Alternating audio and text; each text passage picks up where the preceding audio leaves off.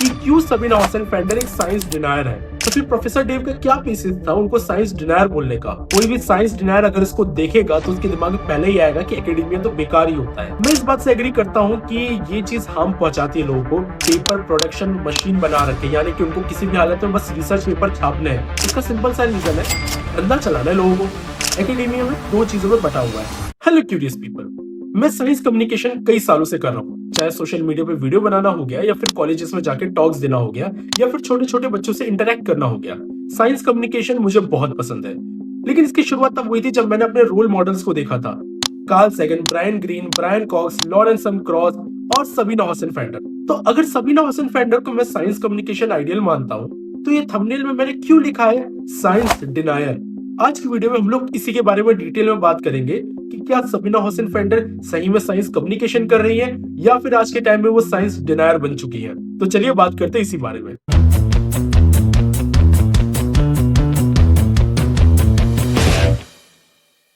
Professor Dave नाम का एक बहुत ही फेमस यूट्यूब चैनल है जो कि साइंस के बारे में बहुत अच्छा कंटेंट बनाता है, और जो भी सूडो साइंटिफिक बातें करते हैं, जैसे फ्लैट अर्थ की बात हो गई या फिर क्वांटम मैकेनिक्स का कॉन्शियसनेस से रिलेशन हो गया, ऐसी बातें करते हैं, उनको वो डिबंक करते हैं। उनका कंटेंट काफी अच्छा है, मैंने भी बहुत बार देखा है।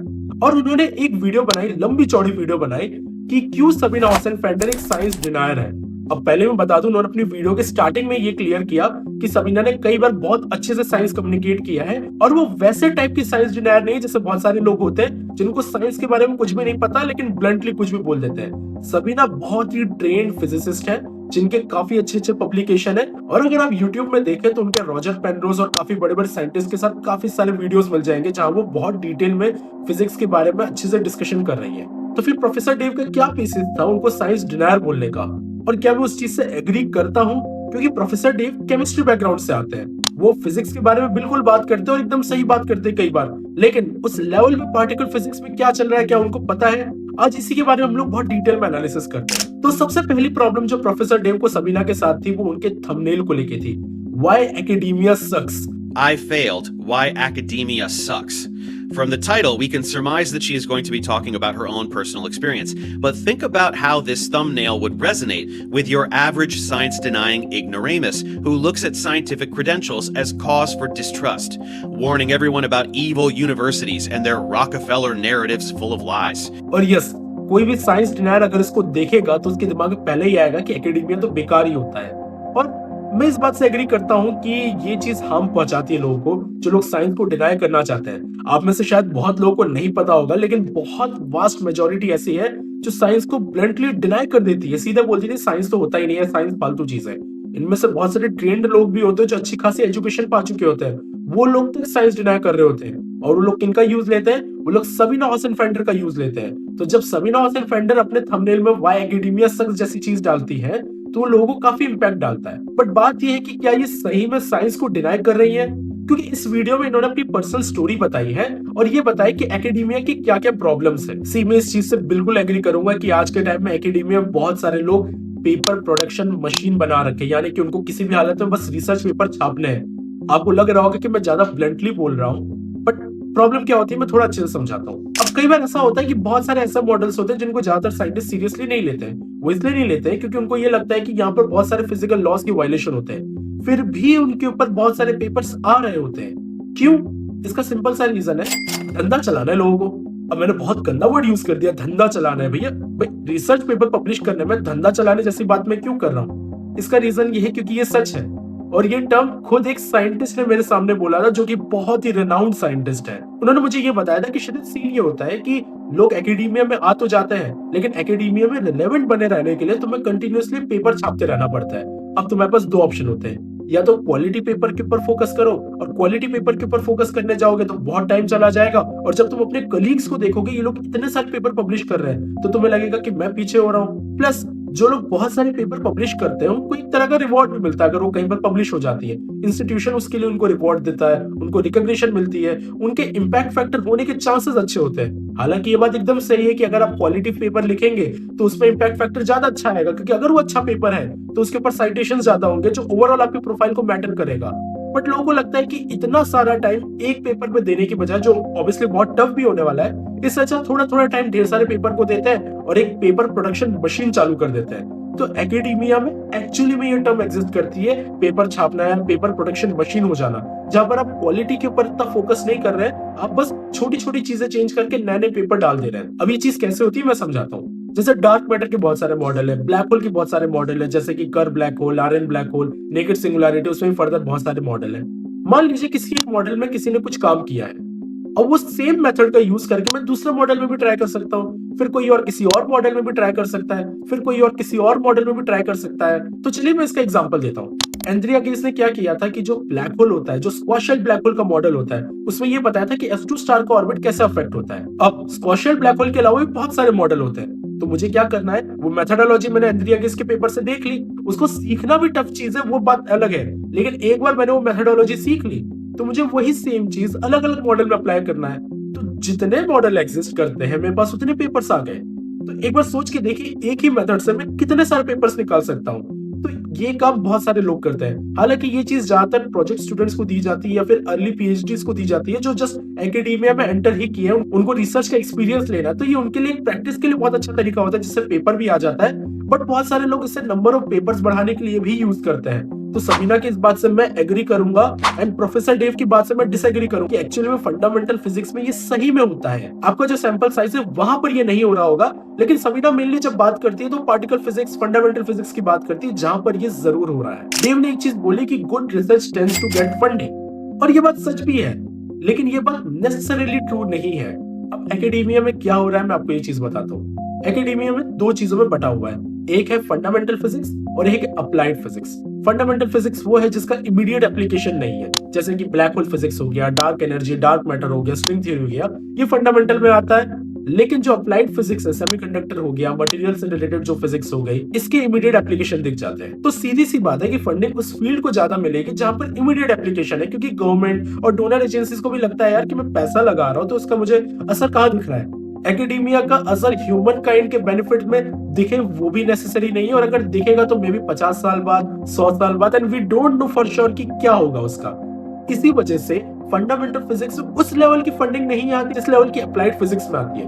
अब ऐसा नहीं कि बिल्कुल फंडिंग नहीं आती, अच्छी खासी आती है। अगर आप फर्मी लैब की बात करें, सर्न की बात करें, बहुत सारे अलग अलग एक्सपेरिमेंट्स की बात करें, तो आप भर भर की फंडिंग जाती है, लेकिन वो भी उसके एक्सपेरिमेंटल साइड की तरफ थोड़ा ज्यादा जाती है, जहां हम लोग एक्सपेरिमेंट की तरफ कुछ थ्योरीज को प्रूव कर सके। अब फंडामेंटल फिजिक्स में भी दो क्लास बटी हुई है, थियोरेटिकल फिजिसिस्ट और एक्सपेरिमेंटल फिजिसिस्ट। थियोरेटिकल फिजिसिस्ट को भी उसमें कम फंडिंग मिलती है। तो सबीना हौसेनफेल्डर जिस पर्टिकुलर क्लास की बात कर रही है, वो अप्लाइड और फंडामेंटल फिजिक्स में फंडामेंटल फिजिसिस्ट, और उसमें भी वो थियोरेटिकल फिजिसिस्ट की बात कर रही है। हाँ, मैं ये चीज बोलूंगा कि उन्हें ये चीज क्लैरिफाई करनी चाहिए थी। हालांकि वो अपने वीडियो में time to time particle physicist या फिजिसिस्ट बोलती रहती है, लेकिन फिर भी लोगों को ये मिसकंसेप्शन हो सकता है कि हर फील्ड में ऐसा चल रहा है, जो कि ऐसा नहीं है। Scientific progress is slowing down. But why? And the thumbnail reads, "Is science dying?" I'm sorry, this is preposterous. Again, look at this from the perspective of the science denier who desperately wants all of science to be wrong. If only empirical knowledge didn't exist, then my ridiculous conspiratorial fantasies could spread their wings and fly without any challenge. See, इस चीज के ऊपर थोड़ा debatable argument है। सबीना हौसेनफेल्डर ने एक book लिखी हुई है, लॉस्ट इन मैथ, जिसके ऊपर मैंने बहुत पहले एक टॉक डिजाइन की थी, पार्टिकल फिजिक्स इन क्राइसिस, जो मैंने बहुत सारे कॉलेजेस में डिलीवर भी की थी। और उस कॉलेज का सिंपल सी चीज है कि अभी के टाइम में पार्टिकल फिजिक्स की बात करें तो हम लोग ब्यूटी के ऊपर बहुत रिलाई कर रहे हैं। अब ब्यूटी वो वाली ब्यूटी नहीं है जो हम लोग डे टू डे लाइफ में बात करते हैं। फिजिक्स में हम लोग ब्यूटी अलग टाइप की बात करते हैं। फिजिक्स में किसी इक्वेशन या किसी थ्योरी को हम लोग ब्यूटीफुल तब कहेंगे जब वो कुछ particular set of rules follow करेगी। जैसे कि क्या वो इक्वेशन सिंपल है और एलिगेंट है, इसका मतलब है कि छोटी सी इक्वेशन से बहुत सारी चीजें एक्सप्लेन कर पा रही है। फॉर एग्जांपल E = mc², या फिर उसका फुल वर्जन ले ले तो बहुत सारी चीजें एक्सप्लेन कर पाती है। या फिर स्ट्रिंग थ्योरी की बात कर ले, स्ट्रिंग थ्योरी एक ब्यूटीफुल इक्वेशन है।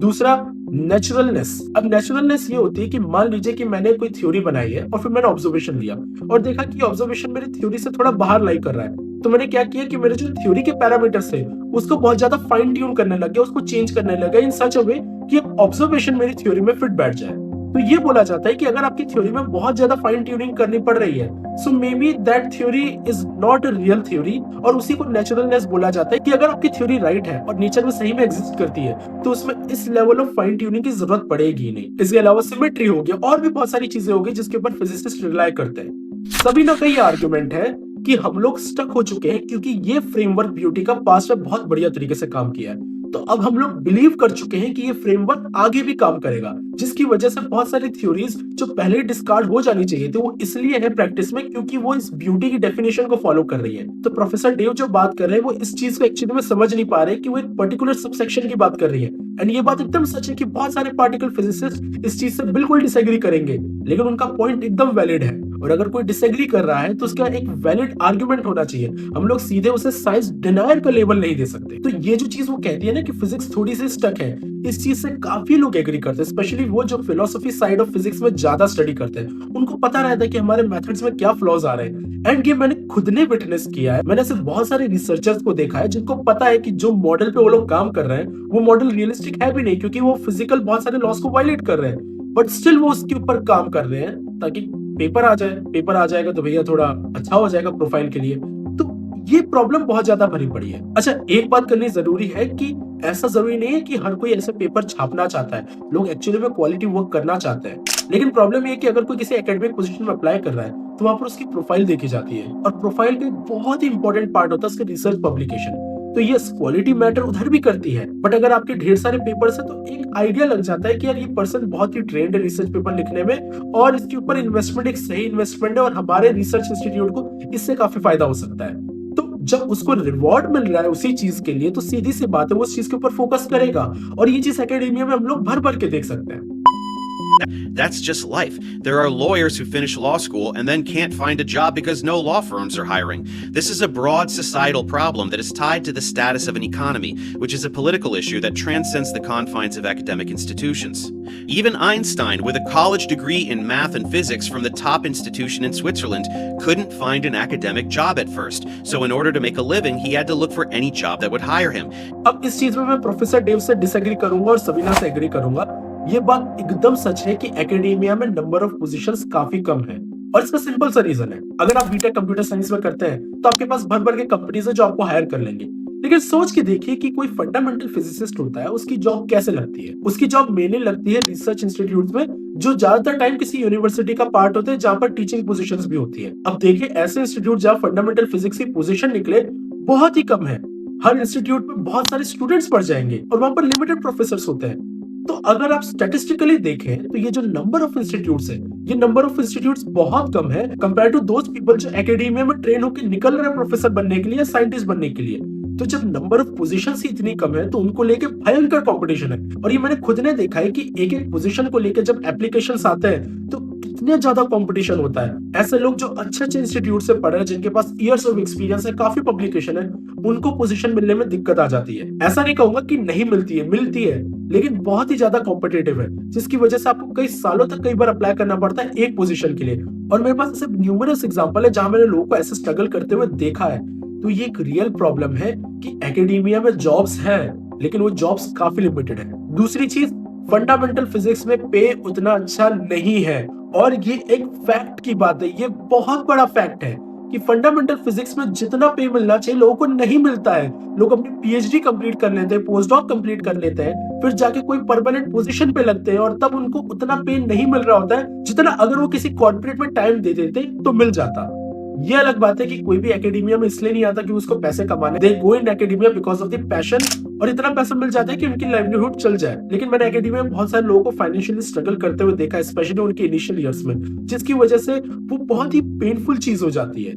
तो कोई अगर इतना दिमाग लगा रहा है, सो आई बिलीव कि वहां पर एक बेटर फाइनेंशियल रिवॉर्ड भी होना चाहिए। आपको इस बारे में क्या कहना है मुझे कमेंट्स में बताइए, क्योंकि इसका कोई इमीडिएट एप्लीकेशन नहीं है और ये मेनली टैक्स पेयर के पैसों से आ रहा है। तो क्या वो हमको पैसा बढ़ाना चाहिए या नहीं बढ़ाना चाहिए? अपने व्यूज बताइएगा। हाँ, इस चीज में बोलूंगा कि उनकी लैंग्वेज थोड़ी प्रॉब्लमेटिक हो जाती है और इस तरीके से बोलती है कि लोगों को लगेगा कि may be she is a science डिनायर but she is not a science डिनायर, right? जो वो बोलती है बहुत लॉजिकल बात, और अगर कोई उनसे उस बारे में डिबेट करने जाएगा, she always has the answer.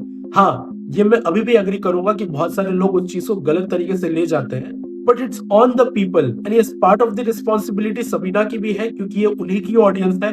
तो उनकी रिस्पॉन्सिबिलिटी कि उनको कैसे केटर कर रही है, बट वो अपनी किसी वीडियो में साइंस को ब्लंटली डिनाई नहीं करती है। thumbnail exclaiming, "Still the same crap." It's exactly the same crap as with string theory and supersymmetry and inflation and dark sectors and many other research bubbles in the foundations of physics. It's mathematical fiction. It's nothing to do with reality anymore. I don't understand why people get paid for doing this. Sabina is sounding like Wal Thornhill again, complaining about how physicists get paid to do math. I recently heard Eric Weinstein say in a video that we're seeing the beginning of a collapse in the foundations of physics.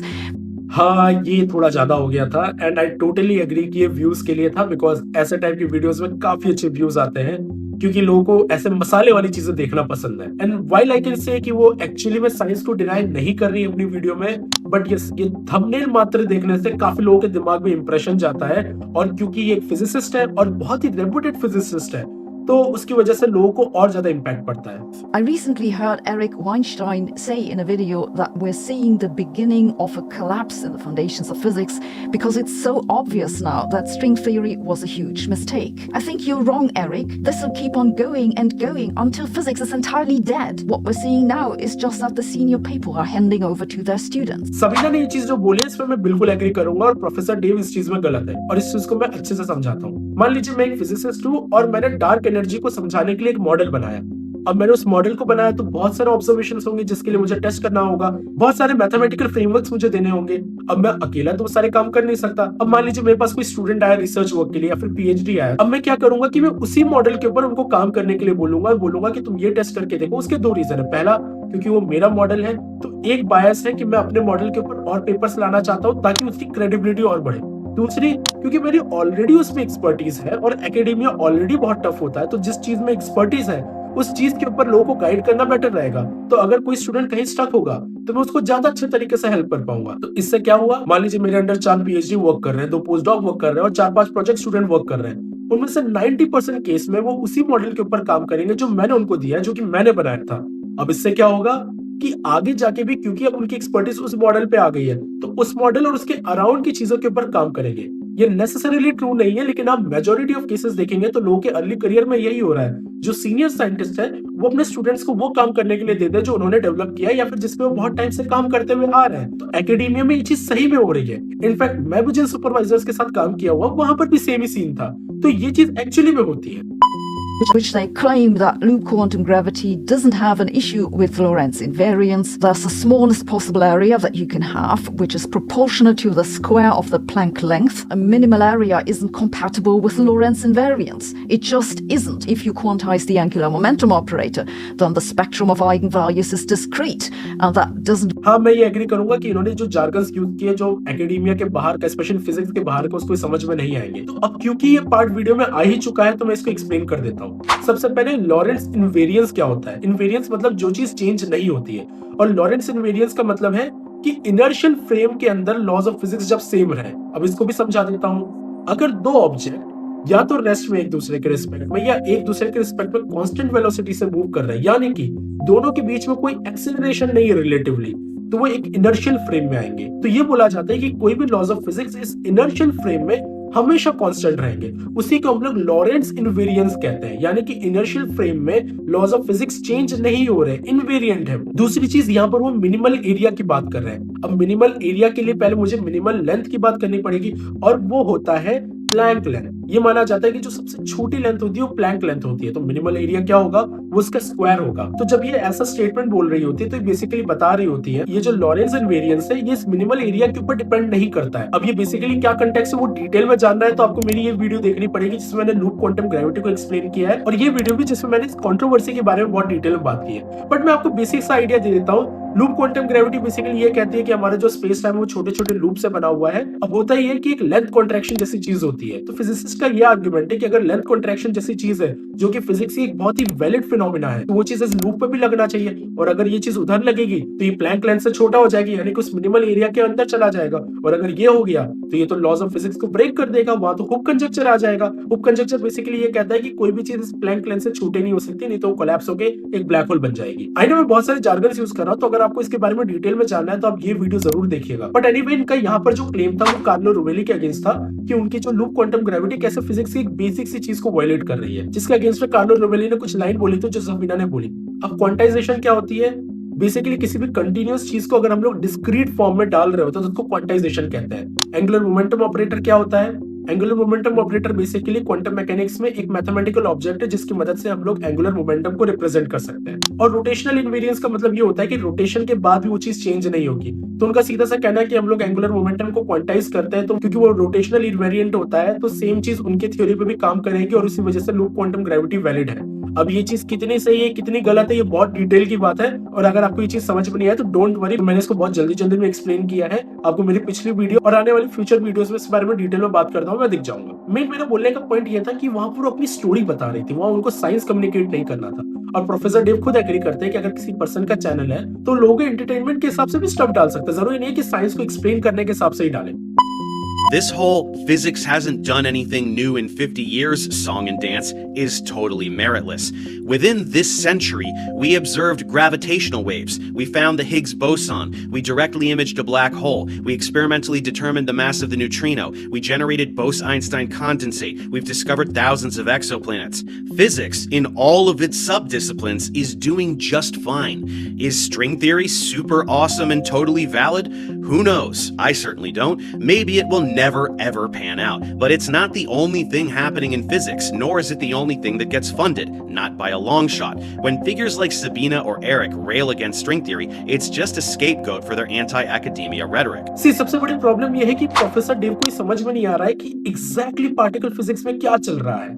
Yes, हम लोगों ने Higgs boson ढूंढा, yes हम लोग पेंटाक्वार्क ढूंढ रहे हैं, yes heavy ion collision में हम लोग बहुत सारे एक्सपेरिमेंटल एविडेंस ले रहे हैं, but we haven't found something very big yet. 2012 में जो हिग्स बोसॉन था that was the biggest thing. मैं पर्टिकुलरली पार्टिकल फिजिक्स की बात कर रहा हूँ। उसके बाद भी काफी रिसर्चेस हुई है, उसके बाद भी काफी सारी चीजें हुई है, बट स्टैंडर्ड मॉडल को ले ले या फिर कोई भी बड़ी थ्योरी को ले ले, उसका कोई भी प्रूफ नहीं आया है। और ये बात सच है कि कोई भी फील्ड जैसे जैसे पुरानी होती जाती है उसमें नए ब्रेक थ्रू आना मुश्किल है। तो हम लोग का हमारे मेथड्स के ऊपर डाउट करना जरूरी है कि कहीं हमारे मेथड्स तो गलत नहीं है। और सबीना मेनली इसी के बारे में बात करती है।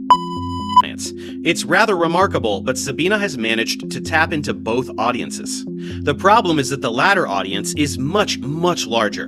Therefore, she gets a tremendous amount of positive feedback from that audience, and I feel it has polarized her content in that direction. Look at the view count on this very recent video we were just looking at. Observe that it is much higher than the other videos released around the same time. हाँ, ये चीज मैं फिर से agree करूंगा कि जो लोग साइंस डिनायर हैं, ये वाले लोग उनकी वीडियो को बिना समझे इस तरीके से लेते हैं कि देखो साइंस पे भरोसा ही नहीं किया जा सकता। इनफैक्ट मेरे पर्सनल एक्सपीरियंस में ऐसा हुआ है। लोग कई बार मेरे कमेंट सेक्शन में आते हैं और कहते हैं कि देखो फिजिक्स में आजकल तो बस ये मैथमेटिकल सैलड दिए जा रहे हैं। सबीना हसन वेंडर खुद कहती है। अब ये वो लोग हैं जो सबीना की बात को डिटेल में नहीं समझते हैं, उसकी मैथमेटिक्स को डिटेल में नहीं समझते, बट किसी अथॉरिटी ने ये चीज बोलती है तो उस पर बिलीव करने लग जाएंगे। तो यस, आई डू बिलीव कि ये एक बड़ी प्रॉब्लम है। Here she is complaining about the status of particle physics. A delightful analogy is offered about zoologists inventing new animals out of thin air. And isn't that exactly what particle physicists do? They invent exotic new particles with zero basis and then demand that we look for them. Except this isn't what they do at all. They work within models to predict with firm empirical basis what particles ought to exist should the standard model be accurate. They are not random flights of fancy like worms with wings. Sabina randomly कोई भी particles के बनने की बात नहीं करती हैं। अगर आप उनकी बुक पढ़ेंगे लॉस्ट इन मैथ तो उसमें बहुत डिटेल में बताती है इस बारे में कि ऐसा नहीं है। मैंने अभी आपको ब्यूटी के बारे में बताया ना, तो उस ब्यूटी को फॉलो करते हुए जो लोग पार्टिकल्स बना रहे हैं, और ऐसा बहुत होता है। इतने सारे मॉडल्स क्यों एग्जिस्ट कर रहे हैं? मेरी थ्योरी अगर एक्सपेरिमेंटल एविडेंस को मैच नहीं कर रही है तो मैं क्या करूंगा?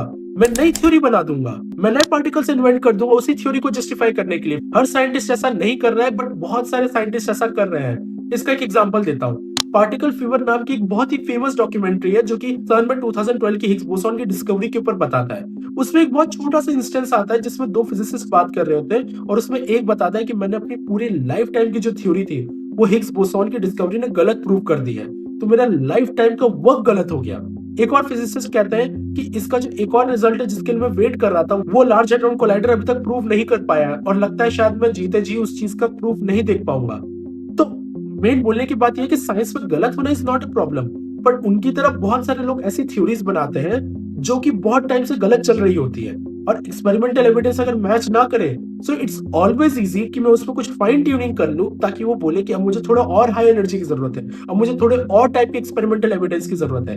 तो क्या पॉइंट रहेगा जहां हम लोगों को डिसाइड करना पड़ेगा कि now it's time to stop. अब हम लोगों को दूसरी थ्योरी पे मूव ऑन करना चाहिए। मेन उनका आर्ग्यूमेंट उस बारे में होता है, वो हवा में पार्टिकल ऐसे ही नहीं बोल रहे हैं जैसा आप समझ रहे हैं। I know she is too harsh और उनका टोन काफी प्रॉब्लमेटिक हो सकता है, मैं उस चीज में बिल्कुल एग्री करूंगा। तो यस, प्रोफेसर डेव ने ये बात एकदम सही कही। अब मैं ये जो वीडियो बना रहा हूँ, मैं प्रोफेसर डेव के अगेंस्ट में नहीं हूँ। इनफैक्ट मैं उनकी वीडियोस काफी देखता हूँ, उनकी वीडियोस मुझे काफी इन्फॉर्मेटिव लगती है। सबीना, प्रोफेसर डेव दोनों को मैं काफी हाईली एडमायर करता हूँ। लेकिन जब यहाँ पर प्रोफेसर डेव ने सबीना के ऊपर बात की, जो कि उसी फील्ड से है जिस फील्ड से मैं बिलोंग करता हूँ, स्पेसिफिकली अभी वो जो रिसर्च कर रही है वो फ्लूइड डार्क मैटर पे कर रही है, क्योंकि मैं भी स्केलर फील्ड डार्क मैटर में रिसर्च कर रहा हूँ। तो मैं सबीना का पॉइंट एक तरीके से समझ सकता हूँ कि जब वो बात कर रही होती है किस तरीके से बात कर रही होती है। जो बिगेस्ट प्रॉब्लम यहाँ पर हो रही है वो उनकी कम्युनिकेशन की प्रॉब्लम हो रही है, कि वो अच्छे से नहीं बता पा रहे, क्योंकि बहुत ही सबसेट ऑफ साइंस की बात कर रही है, जिसमें वो चीज बहुत हद तक ट्रू है। और वो इन जनरल जब साइंस बोल देती है तो वो एक प्रॉब्लमेटिक चीज हो जाती है। तो यहाँ पर मैं प्रोफेसर डेव की बात से एकदम एग्री करूंगा।